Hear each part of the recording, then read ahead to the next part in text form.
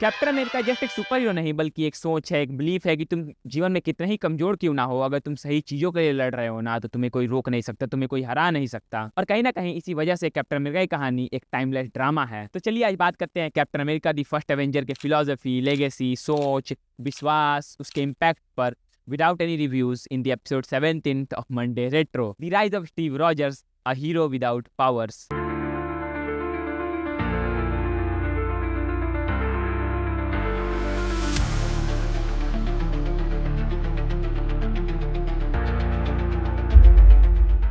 Captain America कहानी है Steve Rogers की, जो दिखाती है कि कैसे एक पतला दुबला सा बच्चा खड़ा होता है मरे हुए सोल्जर्स के डिग्निटी को प्रोटेक्ट करने के लिए, टू बिकमिंग वन, जो कि अपने जान को कुर्बान करके इनोसेंट लोगों को बचाता है। और इसी वजह से स्टीव रॉजर्स एक सुपर हीरो नहीं बल्कि एक बिलीव बन जाता है, एक सोच बन जाता है जो कि लोगों के साथ जीवन भर रहेगा। स्टीव रॉजर्स की ये कहानी एक मोटिवेशन है, एक लाइट है उस गिरते हुए अंधकार में जिसमें तुम फंसते जा रहे हो, दलदल की तरह अंधकार में जिसमें तुम बैठे हुए हो ना, उस दलदल में एक लाइट है कि भाई तुम जो कुछ करना चाहते हो तुम कर सकते हो। The matter of fact is that तुम ट्राई नहीं करना चाहते। And that's what Steve Rogers की कहानी हमें सिखाती है कि भाई तुम मेहनत करो, जो तुम्हें करना है करो। यहाँ पे मैं सेटअप कहूँगा तरह से आउट करा, बट हाँ समझ यार, जो स्टीव रॉजर्स की कहानी है ना वो एक लाइट की तरह है तुम्हारे जीवन में कि भाई जो तुम्हें पाना है, जो तुम्हारा पर्पस है, जो तुम्हारा विजन है ना, तुम उसके प्रति काम तो करो, कर्म करो, तब भाई तुम्हें फल मिलेगा। तो भाई करना ही नहीं चाहिए, तुम उस चेंज को रेजिस्ट करते हो, जो चेंज वो काम करने से तुम्हारे अंदर आएगा। एंड जब तक तुम उस चेंज को रेजिस्ट करोगे ना, वो चेंज कभी आ ही नहीं सकता।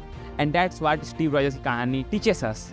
एंड यहीं पे ये कहानी कहीं ना कहीं सुपर हीरो मूवीज के नॉर्म्स को तोड़ती है, उनके स्टोरी टेलिंग को तोड़ती है एंड दिखाती है कि भाई हीरो सिर्फ एक सुपर पावर्ड इन ह्यूमनली बॉडी ही नहीं बल्कि तुम्हारी आइडियोलॉजी, तुम्हारी मोरालिटी, तुम्हारा डेडिकेशन, तुम्हारा पर्पस टुवर्ड दैट गोल है।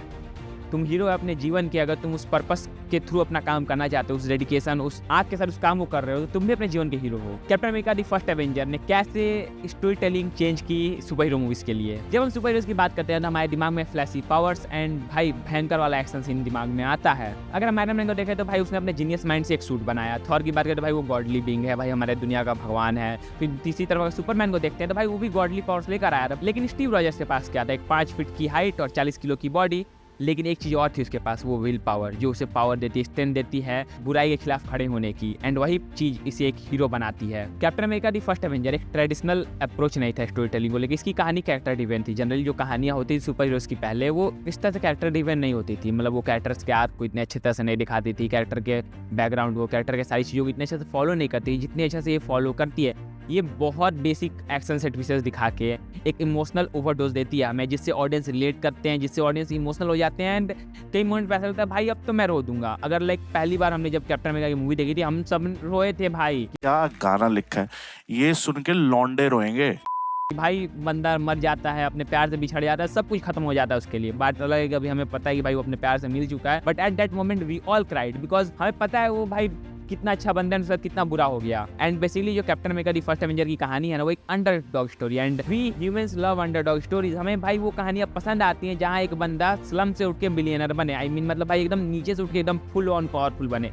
उस तरह की कहानियां हमें रिलेट करते हैं, हमें मजा आती है, क्योंकि हम कहीं ना कहीं सोचते हैं भाई हम भी उसी लेवल पे एंड हमें भी भाई उस पावर को अचीव करना है। वो फाइनेंशियल पावर हो, फिजिकल पावर हो या फिर फेम वाला पावर हो, जिस तरह की पावर हो हम उसे क्रेव करते हैं। जब हम इस तरह की कहानियां देखते हैं तो भाई हमारा भाई मन, सोच, दिमाग सब रिलेट कर जाता है उस कहानी से। वो अपने लेवल पे ही करता है, बट हाँ वहाँ से हम रिलेट मार लेते हैं भाई हमें भी ऐसे करना है, भाई हमें भी अपने फील्ड का भाई राजा बनना है। जैसे वो अपने फील्ड का राजा बनता है, सुपर हीरो का राजा, सुपर हीरो का लीडर बनता है। आई मीन इसी के साथ इसकी जो कहानी है ना वो ये भी दर्शाती है कि भाई सच्चा हीरो वो है जो अपने आइडियल्स को, अपने मोरल्स को कभी ना भूले। एंड कहीं ना कहीं यही बात कैप्टन अमेरिका की कहानी को एक फिलोसॉफिकल डेप्थ भी देती है। अगर तुम सोचो तो Steve Rogers and pursuit of happiness के क्रिस्टोफर गार्डनर को तुम एक मैन में तोड़ सकते हो, क्योंकि परस्यूट ऑफ हैप्पीनेस में क्रिस्टोफर अपने बच्चे के लिए एक पर्पस ड्रिवन लाइफ को चुनता है। वो मेहनत करना चाहता है ताकि वो अपने बच्चे को एक बेहतर लाइफ दे सके, वो सब कुछ दे सके जो भाई पैसा लोग अपने बच्चे को दे रहे हैं। वो मेहनत करता है ताकि वो अपने बच्चे को एक हैप्पी लाइफ दे सके। दूसरी तरफ स्टीव रॉजर्स को हम देखें तो वो बंदा भाई मेहनत करता है ताकि वो पुलिस को खत्म कर सके, नाजी जैसे पुलिस को खत्म कर सके, वो सोल्जर बन सके, वो अपने देश की सेवा कर सके। एंड वहाँ पे दोनों के पर्पस एक हैं, वो दोनों किसी ना किसी चीज के लिए काम कर रहे हैं एंड दोनों का लाइफ एक पर्पस ड्रिवन लाइफ बन जाता है। एंड ये चीज दिखाती है कि अगर आपके जीवन में कोई पर्पस है ना तो आप ऑटोमेटिकली उस पर्पस के लिए काम करना शुरू कर देते हो। मैं जानता हूँ भाई कि मैं बहुत ज्यादा लाइक इस कहानी के डेप्थ में जा रहा हूँ एंड आई मीन टू से भाई मैं बहुत ज़्यादा ज्ञान का अब तुम समझ रहे हो यार मैं क्या बोलना चाहता हूँ। But this movie is all about. इसके ऊपर से बात करें क्या मतलब बनता है, मूवी है देखी अच्छी लगी नहीं लगी क्या ही फर्क पड़ता है। लेकिन अगर तुम उस मूवी से कुछ सीख ना सको तो मूवी का पर्पस ही क्या हो जाता है, क्योंकि इस तरह की कहानी कभी भी देखो तो तुम्हें कुछ ना कुछ सीख देगी ही। हर बार तुम कुछ नया सीखोगे, हर एक जीवन के मोड़ पे तुम्हें ये कहानी एक अलग चीज़ देती है। एंड यही बहुत अच्छी बात है कैप्टन अमेरिका। कैप्टन अमेरिका मेरा फेवरेट सुपर हीरो ऐसे ही नहीं है भाई, उसमें कुछ ऐसी काबिलियत है जो कि बाकी सुपर हीरोज में मिसिंग है भाई। And that's what makes him my favourite super hero and that's why I connect with him a lot. भाई इसकी लाइफ पर्पस ड्रिवन है, ये जो चीज़ें करता है वो लीडर की तरह करता है, एक पैशनेट बंदे की तरह करता है, जो कि भाई जनरली मिसिंग होता है हर एक लोगों में। एंड ये बंदा उन सारी चीज़ों को लेकर तुम्हारे अंदर एक आग जलाता है भाई, एक घी का काम करता है तुम्हारे अंदर चल रही आग को। कैप्टन अमेरिका की कहानी हम इंडियंस से ज़्यादा रिलेट क्यों करते हैं, लाइक हमारे लिए वो इतनी ज़्यादा पर्सनल क्यों है, चलो जानते हैं। देखो तुम ऐसे कैप्टन को भाई पसंद नहीं करते भाई, वो पेट्रियोटिक आदमी है भाई, नेशनलिस्ट आदमी, अपने देश दुनिया जहान के लिए बहुत कुछ करना चाहता है। तुम उससे रिलेट करते हो क्योंकि हम इंडियंस धरती को माँ की तरह देखते हैं। लाइक अगर ऐसा हुआ कोई सीन आया तो हम अपने धरती के लिए मरने के लिए भी तैयार रहते हैं। भाई हमारे यहाँ जो नेशनलिज्म है, ये जो नेशनलिस्टिक अप्रोच है जीवन को लेकर ना, बहुत ज़्यादा है। एंड जिस तरह स्टीव रॉजर का कैरेक्टर है, जिस तरह से वो अपने देश के लोगों को बचाना चाहता है, वो उस चीज़ को लेकर हम बहुत ज़्यादा रिजोनेट करते हैं कि कहीं ना कहीं हमारे दिल के कोने में एक ऐसा बच्चा है, एक ऐसा व्यक्ति है जो अपने देश के लिए मर मिटने को तैयार है। एंड कहीं ना कहीं वो चीज़ कैप्टन अमेरिका के अप्रोच टू लाइफ को लेकर बहुत ज़्यादा रिलेट कर देती है एंड रेजोनेट करती है हमसे। एंड यही नहीं कि भाई वो सिर्फ देश के लिए काम कर रहा है भाई, जिस तरह से वो बंदा थैनोस से लड़ता है एक लीडर की तरह, भाई वो मरने के हाल पे है, वो उस बड़े बैगन जैसे कद्दू से भाई लड़ रहा है, उससे कई बार मरते मरते बचा है, तब भी वो बंदा अकेला खड़ा होता है, अकेले खड़े होकर उसके सामने लड़ने जाता है। And that showcase his leadership quality, his quality as a human being, his ideology, his morality. मतलब जो भी चीज़ें तुम जितनी भी अच्छी बातें बोल सकते हो इस कैरेक्टर के प्रति तुम बोल सकते हो कि ये बंदा भाई मरते वक्त तक, मरते दम तक अपने कॉज के लिए लड़ेगा, अपने आइडियल्स के लिए लड़ेगा, वो पीछे नहीं हटेगा। And that's what make Captain America who he is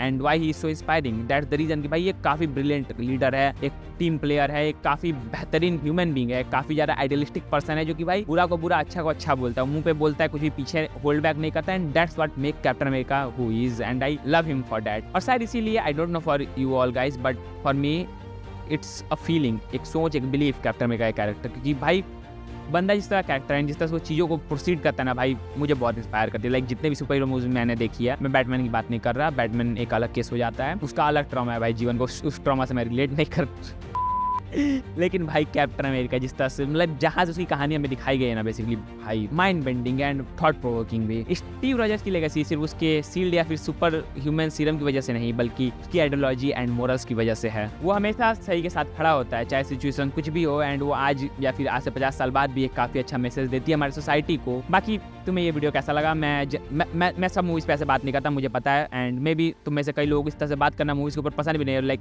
you may be thinking भाई ये जस्ट एक मूवी है यार, इस पे इतना डेप्थ में क्यों बात करना, but it's what I like भाई। मतलब मूवी खाली रहने में मज़ा आता है भाई, मूवी में क्या चीज़ें हैं साइकोलॉजिकल या फिर सोशल इश्यूज़ पे, और उन पे बात करना, उन पे चर्चा करना काफ़ी अच्छा होता है। एंड लाइक लोगों को भी लगता है कि भाई हाँ मूवी देखिए तो सिर्फ वेस्ट नहीं है, अगर उसे ध्यान से देखें, उसमें घुस के उसे फील करें, महसूस करें, तो हम बहुत कुछ सीख सकते हैं कहानी से। वो एज अ मोटिवेशन काम कर सकती है, हमें मोटिवेशन लेने के लिए बार बार संदीप महेश्वरी श्वेता गंगवार के पास नहीं जाना पड़ेगा। बाकी हम मिलते हैं अपने रेट्रो एपिसोड 18 में, तब तक आप और भी रेट्रो रिव्यूज़ हैं चेकआउट करो, and be alpha be critic.